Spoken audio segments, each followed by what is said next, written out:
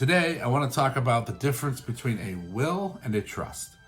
A will is for assets that are in your name alone at the time of your death. You get to decide who's the executor, who gets to carry out your wishes, who's going to receive the money, how are they going to receive it. That is for assets in your name alone.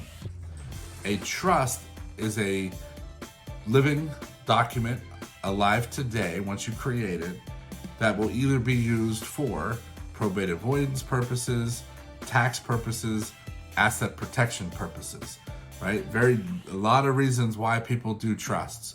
But once they're set up, the assets are actually going to be owned by the trust. And depending on what style of trust you're using, the person creating it, the grantor, will probably be the trustee, the person who controls it. Now, if you're doing a tax trust, that's not the case, but that's only for people that have more than $12.06 million plus $12.06 million if they're married. Not a lot of those in my office, so we're not going to worry too much about that. All right, so that's the tip of the day. Wills and trusts are for different purposes. They serve different things.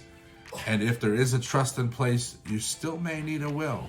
There may be assets in your name alone at the time of your death that you need to get back over into that trust. We call that a pour over trust.